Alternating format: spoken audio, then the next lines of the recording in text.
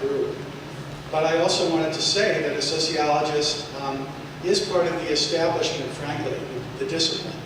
And if you look in fields that are related to medicine and ethics and cultural transformation, this field tends to be on the side of the people who are defining the quality of life so that we can calibrate which people make it and which people don't.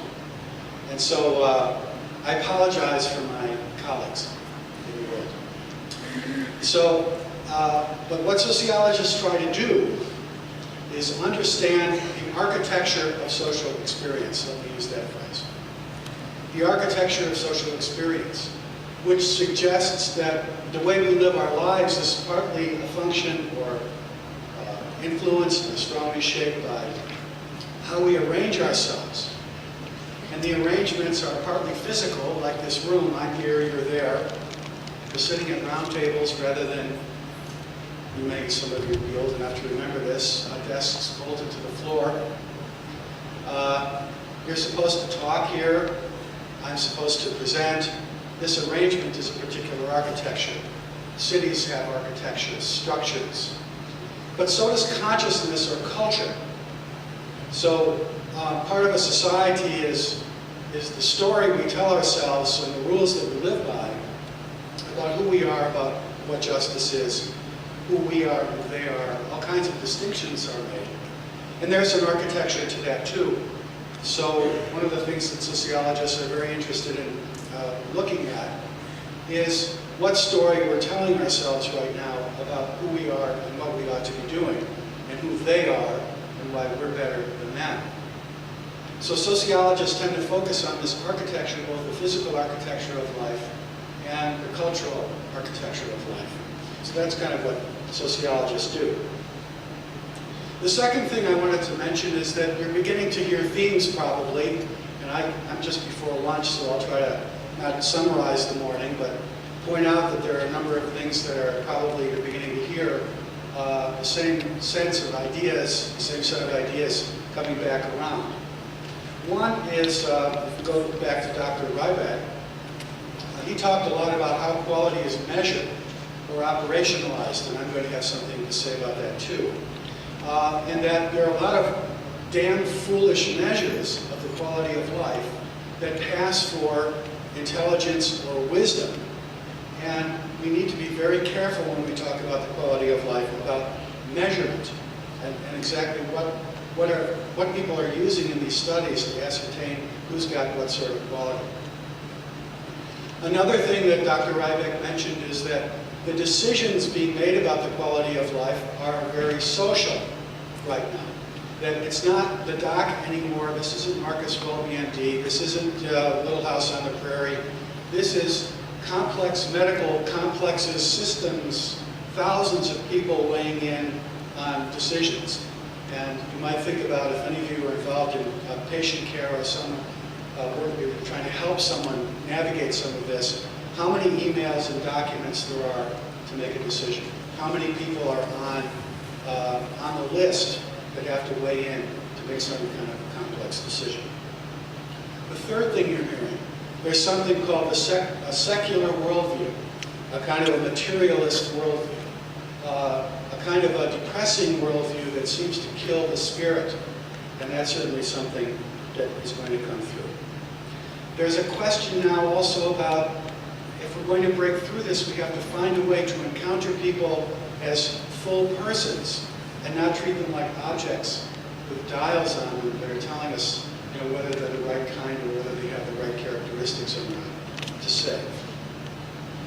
Dr. Kreeft talked about the collapse of our ability to understand forms or universals or essences. In fact, I almost titled this paper Dissolving Universals, because there's a big theory now in social science, ironically enough, postmodernist theory, you probably have heard that term, which is all about how nifty it is to explore how we can dissolve these universals and still be around to talk about it.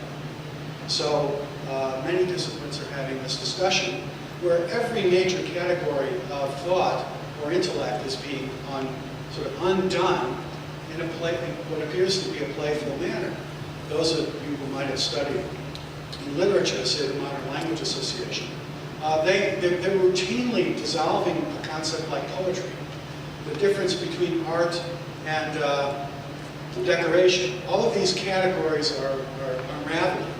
And when you send your kids to the university, you have to be really careful because they'll come back with some ideas that are not ideas anymore. They're fundamental patterns of confusion because so many of the universals are dissolving. Another thing that Dr. Kreft mentioned is there's this, we know now that the quality of life is a term that tends to be used when someone already is interested in drawing a line between who's a person and who's just a creature. So that there's a decision process out there that's very powerful now and that probably gives rise to the question, I've read a couple of them this morning, well, what do we do now? Because it seems so daunting. And so the social structure of these things is taking very deep root in our society, and those things are very different to undo. Someone asked a question, and actually it was in response to how do we get belief in God together with belief in relativism? Just as a reference, you might look at a book called Soul Searching by Christian Smith, a sociologist. It's a big study of youth and how they understand the role of religion. And he creates this concept to describe this called moral therapeutic deism. You want somebody to sort of vaguely tell you what's right and wrong, but the purpose of that is to feel good about what you're doing. And when you die, you kind of want to believe that you're going to go to heaven. Moral therapeutic deism. A very interesting characterization that comes out of a very massive study of teenagers in the United States called the National Study of Youth and Religion. All right. I start this presentation a little bit by talking about my perspective. I'm very interested in how the quality of life becomes a term, a part of a system, a cultural system that we use to make decisions about people. I'm going to take that kind of approach because that's often what cultures are. They're toolkits, you could say, that orient us, that give us a sense of what direction we're supposed to be going in, what we're supposed to be doing as people, how we know whether we feel okay or not about where we are. And as several people have noticed and observed in questions and in the presentations, there are many definitions of quality of life. I talked in the paper a little bit about, well, we could start talking about how close you are to golf. We could talk about, whether you can RV or not. We can talk about whether you can have polka club or not. Some of these things are fairly trivial, but there are enormous industries now dedicated to help people pursue the quality of life. All you have to do is join AARP, which apparently they join you when you get to be 5. But they're flooding me with stuff, and it's all about RV parks in Arizona and Florida, and trips and all kinds of definite. Are you a bass fisherman? Here's your quality of life. So there are many people out there making a buck off this sense that we have in our culture, and angst, perhaps, that I should be seeking the quality of life. I should be measuring up, if you will, to some standard of the quality of life. Dr. Rybeck talked about the fear of aging. Okay, that's deeply part of this. The quality of life is a social construction. This is a sort of a phrase that social scientists and others use to point to the way in which the term is built in a society and reinforced from very young, all through the educational structure, on television, through every force that affects you. We construct an image of the quality of life. At the moment, the concept, and so many of the concepts that are part of it, person, life, these words are dissolving before our eyes. So what I'm interested in doing and encouraging you to think about is the way in which an essence is becoming fuzzy. Because essences don't just dissolve. They're like an Alka-Seltzer tablet that you drop in a glass of water. It looks round and hard. We know what a person is. Then we go through the social experience. we drop the Alka-Seltzer tablet in a glass of water, and pretty soon it looks fuzzy. Pretty soon the edges of the tablet begin to disappear. Pretty soon we're not sure what's the water and what's the tablet. How can I tell anymore who is a person? How can I tell, for example, anymore when life begins? So there are debates in our society right now about all the key concepts that we need. And I'm not just talking about the end of life and beginning of life questions. There are other things that are in play too. This is a Catholic presentation, so I have my citations to John Paul II, but you've already seen some of those, so I don't know if we'll talk about them. But the Catholic point of view assumes, okay, that the essences are there, that there are universals, and that the universals can be used to sort through our dilemmas. So I think that, and that's just where we're starting from. Now, to be a Catholic sociologist is an interesting trick, but that's for another conference, so I won't go there. The first question I'm asking you to consider today is, how is the quality of life a social construction? And the way to talk about that is by talking about something called the plausibility structure. The plausibility structure. Now, in our society, some people will use the term anomie. And anomie is a word that was originated by French sociologists, not a new idea. In our world, we have maths. We have cultural categories, we have religious systems of beliefs and practices, we have heritages that might come from ethnicity or location that give us a sense of where we're supposed to be going and what we're supposed to be doing.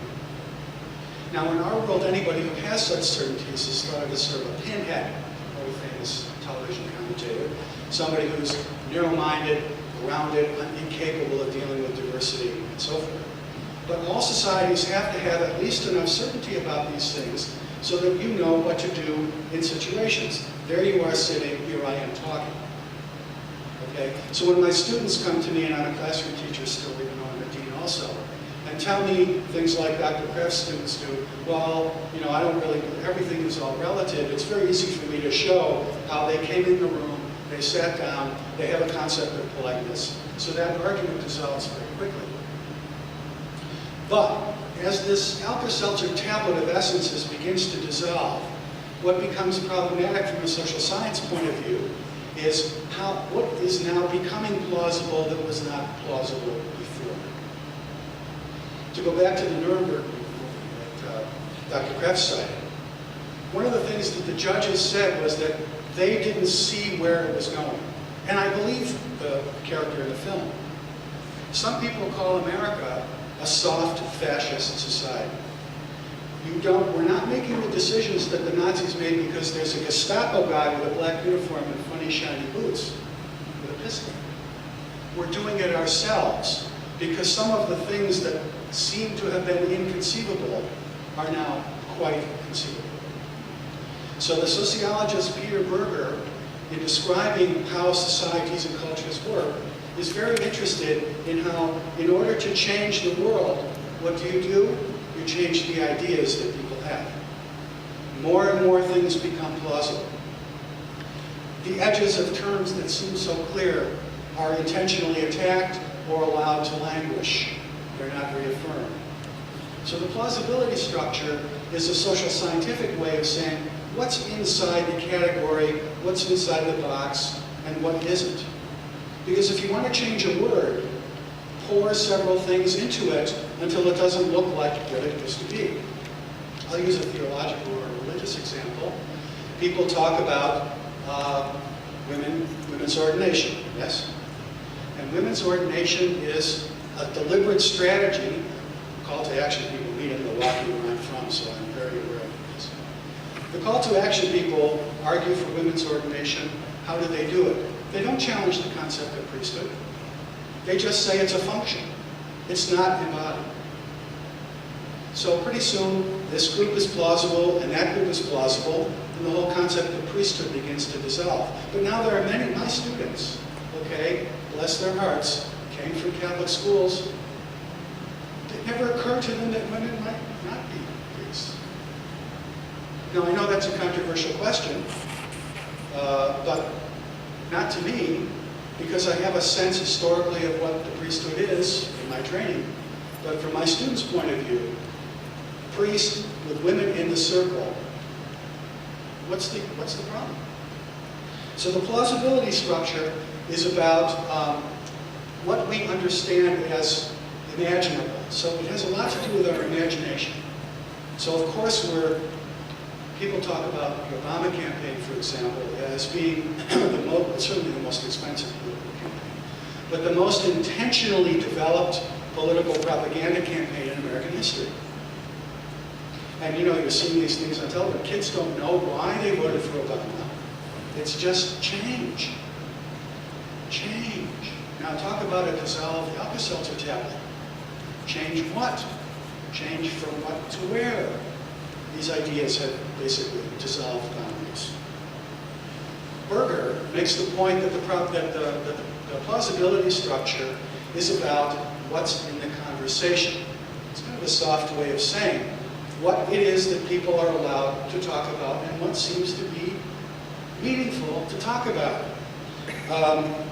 It's about a story of the past and where we came from, and it's also about an image of the future. So this is sometimes in history called narrative theory. We have a story that we tell ourselves. Those of you who are studying to be health practitioners of one kind or another, you're getting a story about what your role consists of and how you're supposed to think. That's what education does. Berger says, and he points this out, that social movements, the first thing they attempt to do is capture language and change the plausibility structure and then fill in the politics and economics later. The civil rights movement did that, not by, it was a religious movement, and what it did was make it possible for blacks and whites to sit in the same store together or use the same motel together. That's what the civil rights movement did. It changed the plausibility of whites and blacks sharing the same physical space. The women's movement made people aware of the regrettable facts of gender discrimination in history. So it became conceivable that academic disciplines, for example, and businesses and business practices needed to be examined with that type of discrimination potential in mind. The homosexual movement right now is trying to make plausible same-sex marriage. And they're doing this not only in biotechnological ways, talking about various forms of parenting and so forth, but also making it psychologically plausible for people to shrug and say, what's the difference? What's the problem? I mean, isn't this a matter of fairness? So the politics language comes later. First I have to have Ken and Julie on a cake and have it be normal. And once that doesn't seem too strange to people, then a movement can take advantage of that open space in your consciousness and move ahead. So this is a political question. It's also an economic question, but it's also a scientific question. I'm going to come back to the concept of quality of life, which is what I'm supposed to be talking about here. The quality of life is one of these terms whose structure of plausibility is shifting. And there's been ample accounts and narratives of this in the two presentations prior to this one. One change that was mentioned, especially by Dr. Rybak, is the number of dimensions that people are including when they try to envision what quality of life is. There's a movement to have both objective and subjective dimensions. These dimensions now shift quite intentionally to put people not only in their biological being, so measures are being made not only of what we might call biological indicators, mobility of elbows and so forth, ability to climb stairs, respiratory rates, lung capacity, things like that, but are also putting people in their social situations.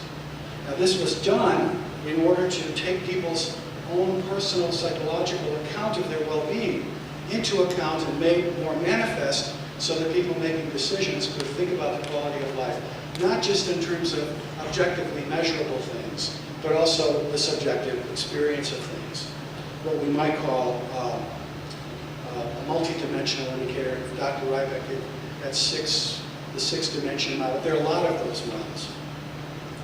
In any case, most medical and other professionals related to medicine are now used to the idea, very used to the idea, that looking at countable dollars of income or objective measures of pain dosage are not enough to tell a story about people's quality of life.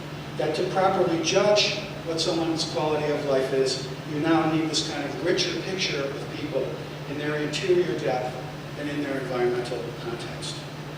Just think, for example, about when you were a kid. I don't think your doctor had a pain smiley face on the wall, you know, from like the scowl to the I'm okay. The idea that you should be trying to get people's experience of pain, okay, is a very important question to us. It's very obvious, but in my childhood was virtually absent from medical practice except for a kind of passing remark about, are you okay, Steve? So the idea here is that we need, quality of life is now, it's plausibly construed as both interior and exterior, but also situational. So a lot of the indicators that are now being used by people to talk about the quality of life are very, very, how can I put it? The individual is located in this expanding concentric circle system of levels. And there's some examples of this. Of quality of life indicators, almost all include even measures of the activity of the person in the community. So there's a whole social science now, especially in the comparative literature, of people who are talking about the quality of life and connecting people's personal well-being, physical and otherwise, to things like political structure. Because the UN is making decisions about whether to fund this program or that program, and they're connecting not only, let's say, the malaria rate to well-being, but they're also connecting degree of democratic participation to that. So now the idea of quality of life is extremely expansive, burrowing down into the physiology of personal and individual functioning, all the way up to characteristics of the social system itself. Part of this is I'm kind of making the implication here, or suggesting the implication, that in our society we tend to ration the goods that are necessary for people to achieve the quality of life. As there's more economic and political pressure to rein in the extreme cost of healthcare, particularly in the West, we will see more and more use of these multidimensional indicators by medical systems to make decisions. I think that's just kind of a given. We are, at the moment, forbidden by law, if I'm not mistaken, perhaps Dr. Rybeck could correct me, from using cost effectiveness as a key criterion for making decisions about the coverage of new interventions. So when something switches from an experimental procedure over into the standard repertoire that insurance companies will carry, we're not supposed to talk about how much it costs. But we do talk about how much it costs. We know that human life has a monetary value. These monetary values are calculated in things like the corporate profitability of drugs, by corporations when they calculate the profitability of drugs. You know, like how many people are going to die from this? How much will that cost us and pay us relative to the profit that the drug will produce in the market over a certain period of time? But other countries are already attempting to standardize a measure of the quality of life. These standard measures tend to be multidimensional, but they are intentionally used to make cost-benefit analyses of treatments. There's something called a QALY, Q-A-L-Y. Anybody ever heard that term before? I don't know if they're using them in hospitals right now. They're actually emerging in Europe, in the European Union. What I know a little bit about is England. It's a quality-adjusted life year, quality, which is a composite index of morbidity and mortality data, pain level, anxiety, depression, a lot of subjective factors. And if you Google QALY, you get all of these studies, which are basically medical economics studies, about, often funded by insurance companies, about how if you're in a particular situation, like how many quality adjusted life years will you get for procedure X versus procedure Y.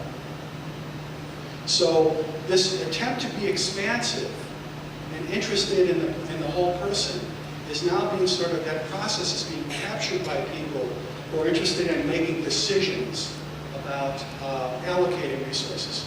That's kind of the sociological side of the story. Okay? So, but in order to do that, I've got to have a comparative rubric. I've got to have a rubric. And so there's a big effort in medical practice now to develop rubrics.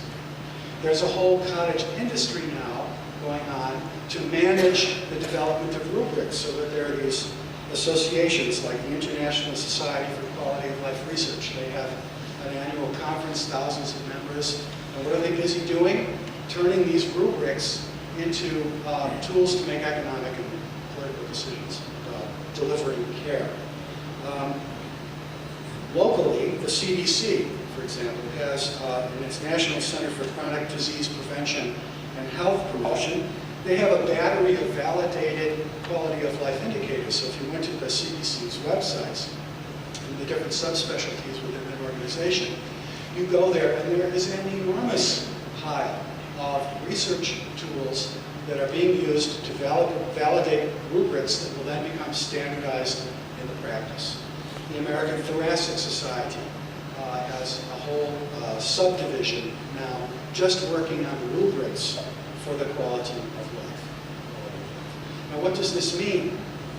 It means that a door has been opened, and now we understand not just that we're focusing on individuals who are concerned about the people, so we want to find out about their quality of life and this richness. This now is sort of, the nose is under the tent now. There's a way in which this stuff is coming back and being used, paradoxically, to, I won't say imprison us, that's perhaps too strong, but the system is now using those tools to categorize people. So I guess what I'm talking about is the way the culture is literally operationalizing and bringing into being the things that Dr. Kraft was talking about when he said somebody's making decisions, and I'm trying to talk about the way in which these decisions are made. Now, the quality of life, in my handout here, I'm kind of working toward the last part of the first question. The quality of life measurements seem to be fairly benign, in the sense that asking someone whether they're depressed or not, and trying to get a handle on their mobility and their joie de vivre, things like these they seem reasonable. They also seem relative, in the sense that, here's another one of these paradoxes that I'm trying to describe. That it does seem like, well, you know, if I ask people these things, it would help me understand who they are as people. But the problem is that this does not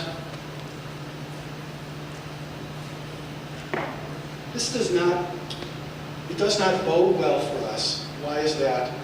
Because underneath the apparent neutrality of the application of such measures, and their apparent technical neutrality, belies what we've also heard our prior speakers talk about, which is this utilitarian calculus going on about making decisions. Underneath, for example, what we might call the cutting edge of the quality of life thinkers, I'll think of an example of Dan Brock, who's a medical sociologist, Martha Nussbaum, a philosopher. These people are talking about something called capacities ethics. And maybe that's a term that you've heard. This is sort of the gold standard of the utilitarian cultural model. That this gold standard declares that there is no essential value compass. There is no moral compass. There's only what you say your compass is. And so therefore, it seems to create flexibility and neutrality, but the reality is that you get hemmed in. How do you get hemmed in? Because if you come back with some of the claims that our group here might try to make, no, there are some universal principles. no, there are essences or forms that we should try to live by, then you would be accused of imposing your view, of being doctrinaire, of being a bigot in the last analysis. And some of the health ethics boards around the country are making precisely those decisions. So if you oppose allowing a patient to declare his or her own condition, define it for him or herself, and find somebody to help them in their life or do whatever they want to do, you would be accused of roadblocking, standing in the way of that. The capacities model is apparently neutral. It just seems to refer to, well, whatever people say they feel they can do, whatever our measures show. But underneath that is a very explicit political program. Nussbaum herself, in defining what she would see as a society in which the capacities model is fully realized, guess what it involves? Unlimited access to abortion. End of restrictions on conscience clauses. The full pursuit of sexual gratification with whoever you seem to want to be with, as long as it doesn't hurt anybody. So it's a kind of a libertarian, perhaps libertinistic vision. And so it's weird that she seems to be so kind of amenable to diversity and plurality and multiculturalism and different views, people defining quality of life as they need to, but the reality is underneath it is a very specific political program. Another recent example might be Steven Pinker's, and you may be familiar with his work. He doesn't believe, for example, that the concept of I just lost my train of thought, excuse me for a second. He wants to replace dignity, the concept of dignity, with the concept of autonomy in bioethics, and he's very popular here right now. So capacities ethics is not very neutral. The measurement system was sort of you can track the history of the measurement of the quality of life, and what seemed to be good ideas at the time, this is sort of the main point I'm making, turned out to be paradoxically part of a system which is coming back to bite us. That would be kind of a sociological take of the recent history. The second question: how can Catholic sociological thinking help see that the quality of life is more than a social construction? Well, I hesitate to go into this in great detail because so many great quotes have already been put up here on the board. We've seen that the Catholic ethic really is an attempt to retain, it's perhaps a defensive action right now, but an attempt to retain the capacity for reason and the capacity for moral judgment in the face of an attempt to erode those very ideas. The relativist culture would seem to be overwhelming us right now, but as you know, in dialogue with actual students, this might happen also in your classes, perhaps if you're in nursing school or medical school right now, you start asking questions about ethical considerations and moral considerations. It's not that it's dead, it's that it's seen as illegitimate to raise. And this is a very important distinction. It's not that people aren't capable anymore of thinking about truth or justice. It's that they're not accepted, they're not understood, they're not reinforced socially in the conversation. So one of our jobs is to break through some of that pattern in whatever setting we're in. What the Catholics tend to contribute here is a very strong attention to recovering this standpoint of, let's say, natural law in political philosophy, challenge to capacity ethics in moral and ethical discourse. There are some ways in which this Catholic ethic or Catholic optic is defined. One of them from the Compendium of the Social Doctrine of the Church calls the way Catholics see the world an integral understanding that can detect historical currents in relationship to more stable universals. It is a knowledge illuminated by faith in friendly dialogue with all branches of knowledge. So that's what the Compendium of the Social Doctrine of the Church says. This idea of kind of detecting underneath all of the noise of a particular society and what it puts forth as its history, something going on more deeply underneath that. So what Berger says, not a Catholic, he's actually a Lutheran, he says what this kind of sociology does is relativize the relativizers. So the next time you get involved with a kind of a sophomoric relativistic conversation, you just can talk about how this idea of the world has emerged in a particular time and seems to be cresting in a particular way, and it's come and gone before and so forth. And this is also a way of kind of unsettling the absolute certainty with which relativists can sometimes speak. George Weigel, you may have heard him before, he talks about a gritty social realism. And one of the things I love about engaging in conversations like this is how absolutely sort of realistic they become. People have this stereotype of people who are Catholics as sort of floating up here, you know, with encyclicals or something. And it's not that we don't read them, but our optic is actually very realistic because we want to know what's going to happen to you tomorrow to either make you a saint or turn you into a demon. That's a very realistic kind of thing, and that's a thing that the Catholic perspective tends to offer. The basic sort of social science side of this is again in Evangelium Vitae, the Gospel of Life. That's sort of a foundational document in the discussion of the culture of life and the culture of death. So what the Catholic optic tends to bring is a focus on this as the major sort of axis along which we are all working right now. Is what you're doing leading toward a culture of life or leading toward a culture of death? And you know, you can read for yourself what the descriptions of those words mean. You've already heard some of this now. Just a couple of ideas that seem to be central to that axis of discussion, or axis of critique. One is something called the structure of sin. The structure of sin. Now this is an earlier idea. Paul Henry Furphy was writing about the structure of evil in the 1930s. So it's not a very new idea, but one of the things that I think John Paul did was sort of revivify and sort of bring back to life some ideas that had sort of fallen away. The structure of sin. This is really connected to the plausibility structure. Imagine situations in which doing stuff that you know is evil actually becomes normal. That the whole world that you're part of tilts you toward making what you know or perhaps don't know too well anymore is a wrong choice. I talk a lot about sex with my students.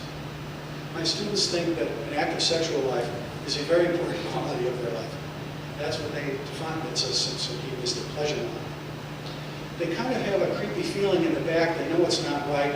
I can tell them the research on cohabitation and how likely they are to screw their lives up by cohabiting. There's a lot of research about that now because of how people have cohabited for so many years that we know what's going on. So there's a paradox there. But they know that there's something wrong, but everyone does it. And everyone thinks about it in a very deep way about what a smart thing it is to cohabit as part of their quality of life. They'll talk about trying the car out. And they'll use these metaphors, and that sounds doesn't that sound normal? That sounds very reasonable. Isn't that what you do? You know, got a guarantee, you know, try it out for 30 days, bring it back if you don't like it. And all I have to do is say, are you the car or are you the driver? Are you the car or are you the driver? The metaphor is very normal. It sounds completely natural. It sounds obvious. And all you have to do is say, to make that work, to forget that somebody is the car and whose gas pedal you are going to step. So this opens up, sort of cracks through a structure of sin, which is a whole cultural discourse, an economic way of making decisions about relationships and the quality of life that I'm sure you will encounter if you haven't done so already. Another key idea in the axis of culture of life, culture of death, is something called the war against the weak. The war against the weak. If aborted babies are not people, they're not babies, then there is no war. So when you say there's a culture war, you're imposing your view. So it's, in the abortion politics of today, and I dare say what's going to happen in the future, we're not going to hear about how Obama is winning the war on the weak. He's going to say there's no war. But what the Catholic optic does, what Evangelium Vitae does so beautifully, is define and remind us of what war we are in. Now, I'm not talking about bombing abortion clinics particularly. I'm talking more about the sense that there are fundamental oppositions and that there are victims. There are victims. And that people don't have to be victims. And Dr. Ryback gave some great examples of people who were able to crack through the structure of sin, realize that they were being victimized, and try to rise above that. The last thing I want to talk about is the last question here. What messages are you getting about the quality of life in your formal training as a medical professional? I'm mostly an educator. What that means is I'm very interested in things like college curricula, the textbooks that show up in programs. I was talking to a fourth-year medical student who's at this institution last night at a reception, and I was asking this guy about, well, what do the textbooks say in things like neurosurgery or OBGYN? And the textbooks are replete with either an overt apology for what we would consider culture of death approaches, or a pseudo-balance. So, for example, in OBGYN, some textbooks will have the dutiful chapter on NFP, but it's kind of the first thing that they'll list after they describe it is the 10 studies that show how inadequate it is relative to some chemical means of health control. So there's a whole way in which ideas are framed in textbooks. And I'm very passionate about this because I've done a lot of studies about textbooks. Textbooks in Catholic social teaching, there's another whole chapter, another whole presentation. Chapters in how introductory psychology textbooks portray the person, how introductory sociology books portray society. Boy, there's a lot to know there. And you begin to get a sense that you've got thousands and thousands of people sitting in rooms studying those books for semesters at a time. No wonder people are confused.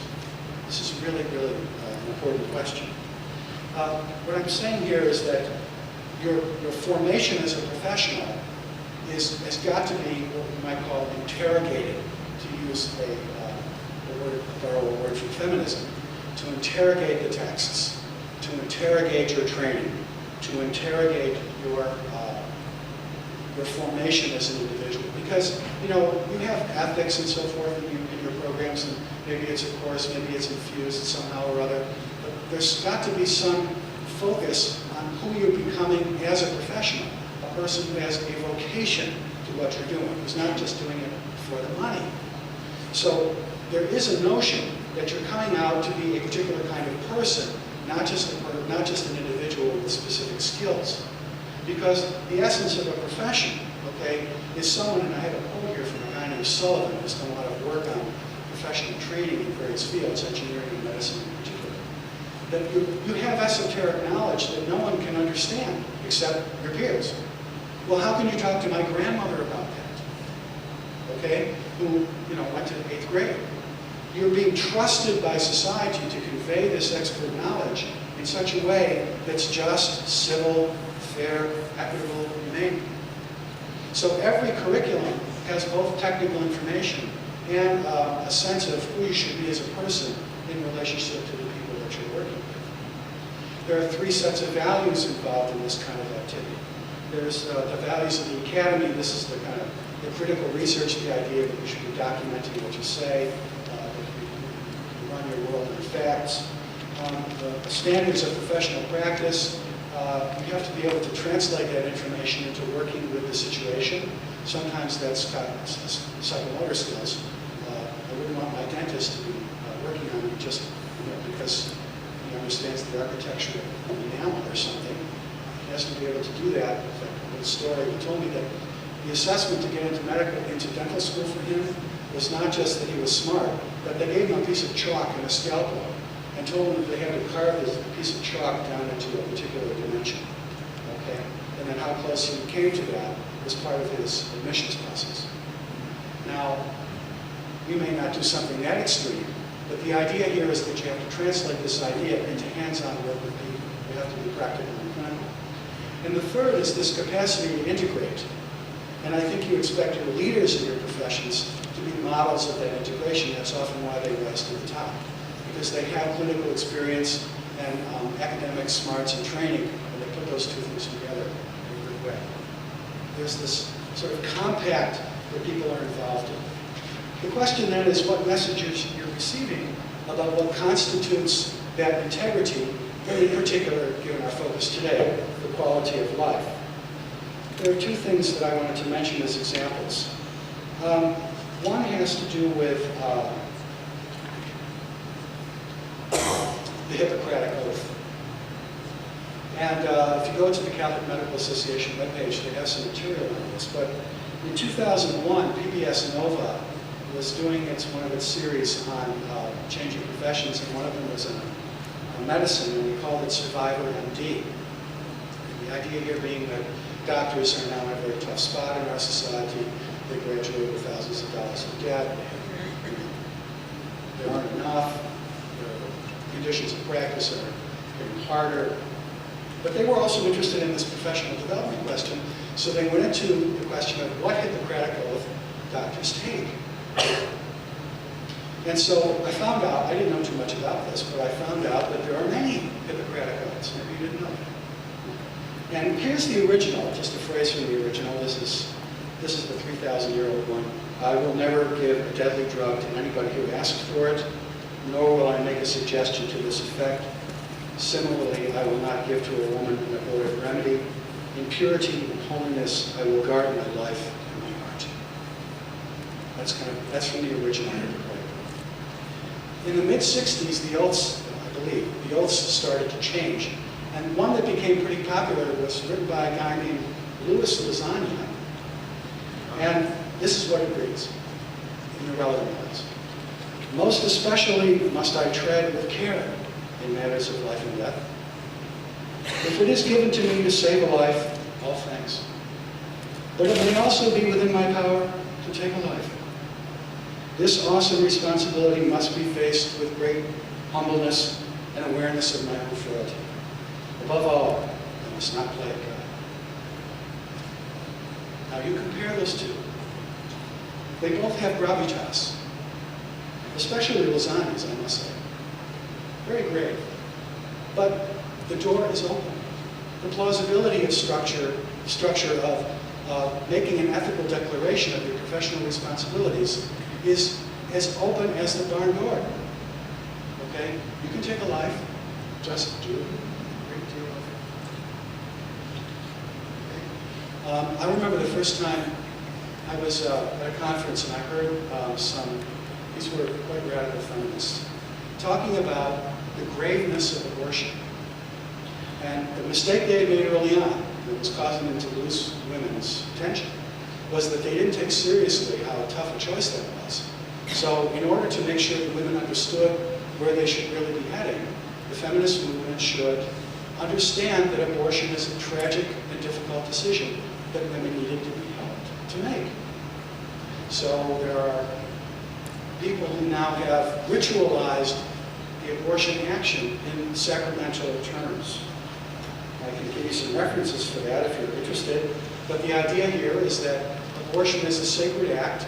The child must be sacrificed on the altar of death in order to allow the woman who is alive to continue on with her life as she sees it. And that a good feminist will put her arm around the woman and pray for her. So this is what I mean by the plausibility structure.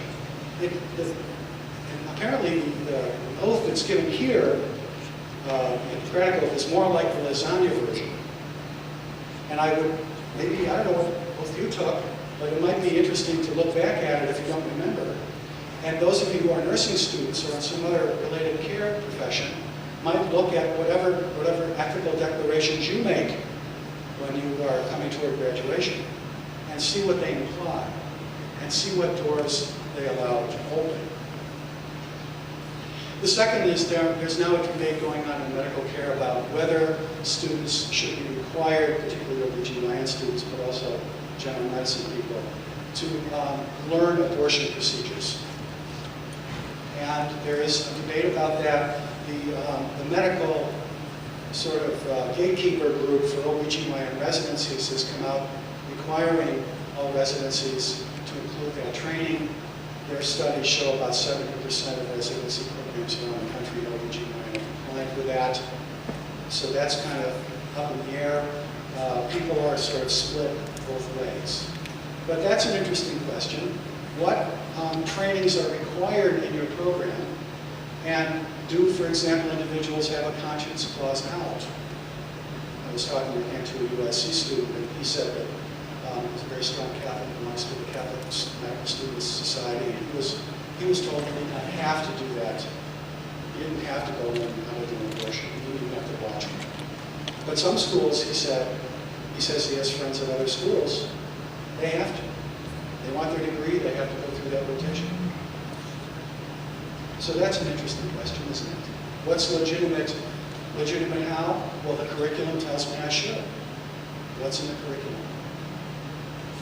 My final thought. There's been some talk here about the importance of encountering people as full persons. We've heard words like empathy, and the need to have an authentic encounter with people as an individual. And there's some interesting research. Maybe some of you have read a book called How Doctors Think by Jerome Krugman.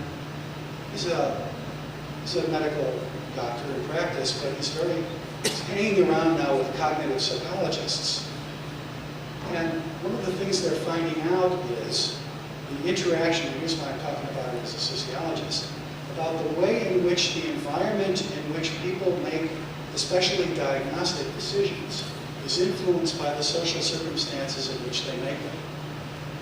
One very bald example is the accuracy rate of people reading medical images when they have hundreds of them to read a day. I guess a really good X-ray reader is right about 85% of the time. A super really good reader is right about 90% of the time. Well, so when you go to get diagnostic images, how much data do people have to process a day?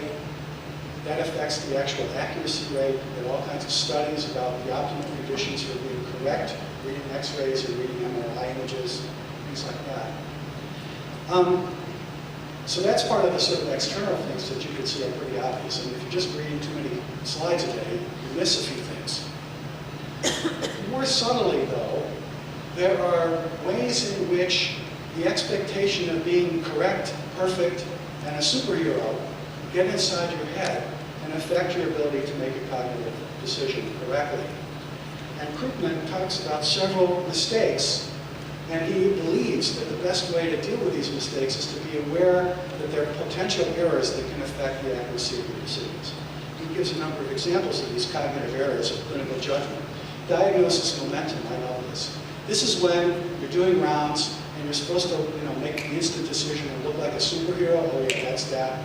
5 seconds or less, based on practically Sherlock Holmesian, oh yeah, I see the little pinky fingers, so therefore. What happens when a really prestigious doctor, in a hurry, makes that glance, concocts a diagnosis, or somebody in an emergency situation comes in, takes a look, has to make a 5-second diagnosis, and from then on there's a whole chain of patterns of decisions that are premised on that decision, even though it might be wrong. So this is like the slip, the sort of the rolling snowball of somebody getting into the system with a mistake up front that everybody is either too busy or too perhaps shy to challenge. I mean, have you ever challenged the biggest shot in your big shot discipline about the diagnosis he or she made and said, well, I don't know. You want to do all that paperwork? Well, I don't mean to be crude about it, but diagnosis momentum. Availability error. They talk about horses and zebras in practice. It's a horse, it's a horse. It's like a horse, it's a horse. Sometimes it's a zebra. What happens is that, in a lot of studies about this, sometimes people see what's in front of them today, the mistake that they made last week that they got chewed out for, which they will learn next. So what you tend to see, according to Krugman, is the pattern of clinical information and the interpretation of that clinical information that's so startling in your mind. Okay. The last big thing that was in your head that made a big impact on your experience or your practice. This especially happens when people start to see things that they haven't seen for a while, and then everything looks like that because they don't want to be wrong again. It happens sometimes in tuberculosis cases when you see tuberculosis. Then you see somebody that you were wrong that it was about tuberculosis, and the next time you're going to see tuberculosis. The final thing is confirmation bias. This is the kind of typical error where you only see the information that supports your prior conclusion, and you tend to downplay others. Now this is very interesting because as many people converge around a decision, and a major diagnostic coordinator is getting information from all these places, a lot of that information, and you know this from practice, is fudged in very cautious language. I see no evidence of. There's a statistical probability of. And then what you do is make that leap across the river and say, well, then it must be this, or it must not be that. But the thing that Krugman writes about is how humbling it was for him to become aware of his cognitive errors. How interesting it is to get beyond the source of those errors that's rooted in the cultural signal that healthcare practitioners have to be omniscient, right the first time, perfect. So there's a whole social dynamic in healthcare practice today. Part of it is about the prestige hierarchy, part of it is about how many people you've got to see in a day, 15-minute, 7.5-minute billable hours, all of those kinds of things. How do you sustain that authentic encounter with an individual in their full uniqueness, with empathy, when there's such pressures? And those pressures, Krugman argues, can get actually inside your head, into the way you do science. Well, that's what a sociologist can contribute to this discussion for now. So I hope you got something out of it, and I wish you the best of it.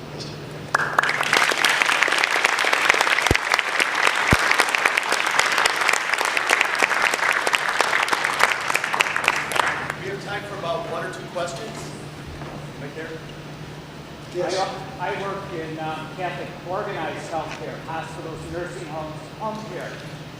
I think many would agree that Catholic colleges made terrible mistakes in their cultural settings in the 70s and 80s by becoming secularized, and that the trustees abandoned their accountability, probably in an ignorant way, not maliciously. Catholic healthcare is facing a similar transition, as it's very obvious that good religious sponsors are out of the picture, and business people, for the most part, through management, have taken over the direction of healthcare organizations, probably not even the trustees. You talked about structures of sin. Yes. How can programs through trustees develop structures of grace within organized healthcare, because they then are the persons who choose the medical staff, or often the remuneration the doctors bring to a hospital or nursing home, so that a Catholic quality of life can be ensured rather than some of the other rhetorical translations of quality of life. This may sound like a conservative strategy, but I think this is about the bishop. Because with heavy, big resources and big systems, and a lot of these are merger systems with a prior secular hospital and so forth, or a hospital that didn't, from another religious tradition that doesn't have the same core values. The bishop is the one, and the bishop's advisory committees are the ones who tend to be supposed to be watching out for that. For example, whether abortions will be done or whether contraceptives will be disseminated and so forth. I actually think that it's about getting to that group, because the demonstrations from the bottom don't seem to make much of a difference. That's kind of a tactical observation. But I do think this is about keeping it in front of the bishop's advisors. Because in the hospital merger systems, the resources are so big that the decisions are being made at the diocesan or archdiocesan level. And working at the bottom is important, but it doesn't necessarily have the same impact. I'm speaking a little bit about Milwaukee here because we're going through this, but I've talked to some other people in Washington, D.C. who are facing the same thing. It's about getting to the vision.